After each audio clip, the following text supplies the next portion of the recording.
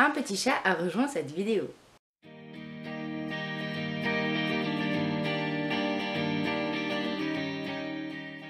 Bonjour à tous, j'espère que vous allez bien. On se retrouve pour un update lecture et j'ai 4 livres à vous présenter, mais en fait 5 histoires.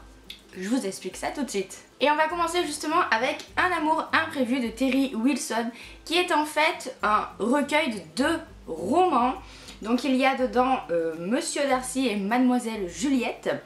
Les 2 romans ont été en fait édités dans un seul livre puisque c'est la même auteure et que ce sont 2 réécritures de classiques. On va parler tout de suite de la première histoire, Monsieur Darcy, qui est une réécriture de Orgueil et Préjugés. Je pense que vous l'avez compris et que j'ai adoré. Ça a été une super découverte, je me suis régalée en lisant cette réécriture à la mode moderne où les salles de bal deviennent des concours canins, où Monsieur Darcy n'est plus un noble etc. mais un monsieur de la haute société anglaise milliardaire. Elisabeth, elle, est une américaine qui vient en Angleterre pour s'occuper de chiens. Bref, le truc a rien à voir à la base, mais c'est juste génial parce que c'est une romance contemporaine, mais j'ai retrouvé ce petit côté romantique que j'adore dans les romances historiques, et j'ai retrouvé aussi un petit peu ce que j'ai ressenti à ma lecture d'Orgueil et Préjugés, et ça, rien que pour le coup, c'était super bien joué. J'ai vraiment tout aimé dans cette histoire, les personnages, plein de piquants, les dialogues, les références au livre originel. C'était juste trop bien parce que moi qui connais un petit peu l'histoire par cœur, quand j'en retrouvais certains dialogues, certains passages, je trouvais ça génial et c'était vraiment très bien amené, et l'histoire en elle-même vaut le coup et est bien construite. C'est pas juste un prétexte à inclure des références à Orgueil et Préjugés. Vous voyez ce que je veux dire? C'est vraiment bien fait, les références sont instillées comme ça de manière super intelligente, et j'ai adoré cette romance, mais vraiment j'ai trop aimé. Si vous aimez Jane Austen, mais lisez cette réécriture parce que c'était trop bien. J'ai pas mis 5 sur 5 parce que la fin à la limite est un petit peu précipitée, mais bon, sinon j'ai mis 4,75, donc pour vous dire que vous allez en entendre parler encore de ce livre. Et donc comme je vous le disais, cet ouvrage est donc composé de 2 romans. Le premier fait dans les 375 pages, donc Monsieur Darcy, et le deuxième fait dans les 200 pages, il s'appelle Mademoiselle Juliette, et là c'est une réécriture de Roméo et Juliette. Et même si j'ai passé un bon moment de lecture, celle-ci m'a beaucoup moins touchée. Déjà de base, je n'ai le Roméo et Juliette qu'une seule fois et c'était il y a très longtemps. La pièce n'avait pas touché plus que ça.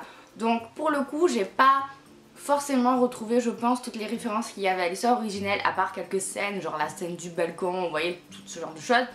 Mais sinon, j'ai quand même passé un bon moment de lecture. Vu qu'il ne fait que 200 pages, forcément l'histoire est moins creusée que dans le premier roman. C'est léger, ça se lit bien, ça se passe dans le monde du chocolat, et en fait ce sont 2 familles de chocolatiers qui se détestent, et c'était mignon. C'était un petit peu trop rapide et succinct pour réellement me transporter, mais ça se lisait bien. En tout cas, tout ça pour dire que je vous recommande vraiment celui-ci, donc Un amour imprévu. Ils ont décidé d'appeler ça comme ça. La couverture, n'y faites pas du tout attention parce qu'on en est assez loin au final. Mais il coûte même pas 9 € et rien que pour la première histoire de Monsieur Darcy, ça vaut trop le coup. On continue avec un livre que j'ai enfin lu, qui faisait partie des 10 livres que je voulais absolument lire en 2019, donc c'est bien. Ceux qui me suivent sur Instagram l'ont vu, ça a été une épreuve pour moi de lire ce livre parce que j'ai eu super peur. Il s'agit de Bird Box de Josh Malerman.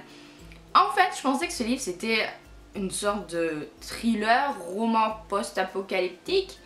Et en fait, pour moi, c'est juste un livre d'épouvante quoi. Je pense que, je sais pas si vous l'avez lu, dites-moi si vous êtes d'accord avec ça, mais j'ai flippé ma race. Dans cette histoire, on va suivre Mallory qui nous raconte, alors ce qui est bien c'est que c'est la 3e personne et ça j'ai apprécié, mais elle nous raconte son histoire selon plusieurs temporalités. On va la suivre au moment où les choses ont commencé à mal tourner, et on va la suivre après des années plus tard avec des enfants où elle essaye de d'aller dans un endroit et en fait la situation est très compliquée parce que quelque chose a mal tourné, on ne sait pas quoi, on ne sait pas pourquoi, mais les gens ont commencé à perdre la tête, à devenir fous quand ils voyaient quelque chose dehors et à tuer des gens, à se suicider eux-mêmes, voilà, les choses ont pris une tournure, ont dérapé comme pas possible et en fait on va suivre, comme je vous disais, différentes temporalités, comment les choses ont démarré. On suit Mallory, survivante malgré tout des années plus tard, qui ne peut absolument pas aller dehors sans un bandeau sur les yeux, qui dit aux enfants pareil, n'ouvrez pas les yeux, qu'elle leur a appris à écouter. Et il y a des choses comme ça qui se passent, des sortes de créatures, mais on ne sait pas du tout en fait ce que c'est, qui sont là quand ils sortent, quand les personnages sortent. Pour, il faut bien aller chercher de l'eau, ce genre de choses. Mais on voit pas, parce que tout est décrit à travers leurs yeux, mais leurs yeux sont bandés. Donc en fait on sait pas du tout ce qui se passe à l'intérieur. Ça fait très huis clos puisque la part importante de l'histoire se passe dans des maisons avec des vitres absolument occultées. Et dès qu'ils ont le moindre doute, vite ils ferment les yeux et mettent leur bandeau, etc. Enfin c'était hyper angoissant, vous imaginez le truc, et hyper haletant. J'ai dévoré ce livre, même si je faisais des pauses parce que très sincèrement j'arrivais pas à le lire la nuit avant de me coucher parce que j'avais trop peur. Du coup je le lisais en journée quand j'avais un peu de temps et c'est vraiment un page turner, ça se lit super bien. Petit bémol sur la fin, j'aurais aimé plus d'explications, j'aurais aimé en savoir un petit peu plus sur le monde extérieur, hein. Et d'après ce que j'ai compris, le téléfilm sur Netflix est pareil au niveau de la fin. Par contre, l'histoire a l'air beaucoup moins flippante. J'ai regardé la bande-annonce après avoir lu le livre. Et ouais, j'ai lu un article aussi sur les différences entre le livre et le film. Et effectivement, ils vont beaucoup moins loin dans le film de ce que j'ai compris. Parce que le livre est beaucoup plus... il fait beaucoup plus peur quoi, il est beaucoup plus... Je vais pas dire trash, mais en tout cas, il va plus loin dans la réflexion.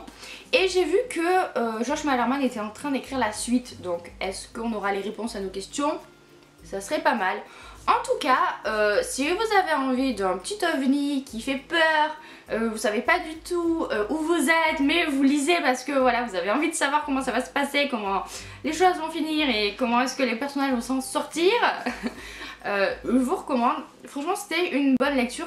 Au moins, ça a eu l'avantage, même si j'ai eu super peur, justement de me sortir de ma zone de confort. Et justement après ça j'avais besoin d'une lecture réconfortante, du coup j'ai lu Juste quelqu'un de bien d'Angela Morelli, qui est un roman feel good slash romance. Dans cette histoire on va suivre Bérénice qui est une auteure en panne d'inspiration. Elle écrit des romances mais là pour le coup elle n'y arrive plus. Elle va commencer à se poser des questions sur les figure masculine de sa vie, ou justement l'absence de figure masculine dans sa vie. Elle est soutenue par sa mère et sa grand-mère qui sont des personnages féminins assez forts avec des caractères assez originaux, et elle va recroiser la route d'Aurélien qui était quelqu'un qu'elle a croisé comme ça à plusieurs reprises, sauf que lui à chaque fois il se rappelle pas d'elle et donc elle est un petit peu énervée, hein, c'est normal, jusqu'à ce qu'il rentre vraiment dans sa vie. Et voilà, c'était une lecture très mignonne, très légère, qui se lit super vite, mais alors c'est le genre de bouquin que vous commencez à prendre et vous avez lu 50 pages sans vous en rendre compte parce que tellement c'est fluide, vous voyez ce que je veux dire. C'était très mignon, voilà, c'était pas non plus exceptionnel, mais j'ai bien aimé, c'est assez court, ça fait je trouve un bon livre de transition entre deux lectures un peu plus sérieuses. Le petit bémol serait quelque chose qui m'a dérangé, enfin deux aspects du livre m'ont dérangé. Il y a une dispute à un moment donné vers la fin du livre entre justement Bérénice et Aurélien et ça m'a un petit peu, je vais pas dire choquée, pas jusque là, mais en tout cas j'ai pas aimé ce que le héros va dire à Bérénice et la manière qu'a Bérénice de passer outre. Voilà, j'ai trouvé ça un petit peu trop facile. Et tout comme j'ai, après un moment de réflexion, j'ai eu un petit peu de mal au final avec la figure des personnages féminins qu'il y a dans ce bouquin, avec la mère, la grand-mère. Je l'ai trouvée super intéressante, super forte, super indépendante, ce que vous voulez. Mais en fait quand elle parle d'amour et quand elle parle d'homme, je trouvais que ça collait pas du tout, en tout cas que c'était une vision super rétrograde parce qu'elles sont à chaque fois dans un rôle passif, complètement passif, que ce soit la grand-mère, la mère ou Bérénice justement, par rapport aux relations avec les hommes, et ça m'a gênée. Voilà, tout simplement, je trouve que en 2019 on n'est plus du tout dans cette optique là, ou alors peut-être que moi en tout cas je ne le suis plus. C'est quelque chose que j'aurais pas remarqué il y a quelques années, mais qui pour le coup maintenant me chagrine un petit peu. C'est un détail, ça n'empêche pas que c'est un très bon livre, c'est une bonne romance, voilà, légère, mais ça m'a un petit peu titillé quoi. Et justement j'ai la transition parfaite pour le dernier livre que je vais vous montrer, qui est un bouquin féministe, c'est Pourquoi les filles ont mal au ventre, qui est un livre graphique qui va en fait répertorier plein de raisons du pourquoi les filles ont mal au ventre en général. Justement par exemple, les filles ont mal au ventre parce qu'on leur demande d'être des princesses dès leur plus jeune âge. Vous voyez, c'est ce genre de petite phrase un peu choc qui va vous faire réfléchir sur ce que la société attend des femmes, attend des filles dès leur plus jeune âge en fait. Ces petites réflexions qu'on entend tous les jours sur ce qu'une fille doit faire ou pas, qui font que ensuite on a ces comportements qui sont ancrés dans notre subconscient malgré nous. J'ai trouvé ça pas mal, c'est assez dénonciateur. Par exemple là, les filles ont mal au ventre quand les hommes ne comprennent pas ce que veut dire non. Vous voyez, c'est plus ou moins poussé comme réflexion, mais c'était assez intéressant, c'est très court, ça se lit super vite puisque vous avez vu qu'à chaque fois il y a une phrase par page avec un dessin. Donc autant vous dire qu'en 15 minutes c'est plié quoi. Mais je trouve que ça pousse à la réflexion et c'est vraiment le genre d'ouvrage à offrir à des adolescentes. C'est juste parfait pour même celles qui ne lisent pas justement, les faire réfléchir à, comme je vous disais, certains automatismes qui sont ancrés en nous pour les pousser à peut-être s'en détacher. Et je parle d'adolescente parce que je pense que c'est à cet âge-là qu'on construit le plus certains réflexes féministes ou féminins plutôt, bref, genrés, qu'il ne faudrait peut-être pas, voilà, tout simplement. Donc voilà, une lecture quand même pas mal enrichissante, même si pour le coup moi je suis peut-être pas forcément l'âge visé par ce livre. En tout cas j'ai aimé le message qu'il faisait passer. Voilà donc pour cette update lecture, j'espère que la vidéo vous a plu. Si c'est le cas, n'hésitez pas à liker la vidéo, commenter, n'hésitez pas à me dire si vous connaissez les livres que je vous ai présentés. Il n'y aura pas de vidéo la semaine prochaine, tout simplement parce que je suis en vacances et que je pars à Londres. Alors autant je suis super excitée parce que c'est un rêve depuis des années, ça a toujours été une destination qui me faisait tellement envie, mais de l'autre il va falloir que je reprenne l'avion. Et ceux qui me suivent depuis longtemps savent que l'avion et moi on n'est pas très coupables. Du coup je vais ressortir mon petit livre de comment plus avoir peur en avion là, puisque c'est dans 2 jours. Mais bref, tout ça pour dire que il n'y aura pas de vidéo la semaine prochaine. Si vous voulez voir un petit peu de mon voyage, je vous posterai bien sûr des stories sur Instagram. Vous savez que je suis très présente sur ce réseau social là, et voilà, ça vous fera un petit peu participer et je vous montrerai tout ça, enfin si j'arrive à prendre l'avion. Sur ce, j'arrête de parler pour ne rien dire, je vous fais plein de bisous, je vous souhaite de très bonnes lectures à venir et à bientôt pour une prochaine vidéo.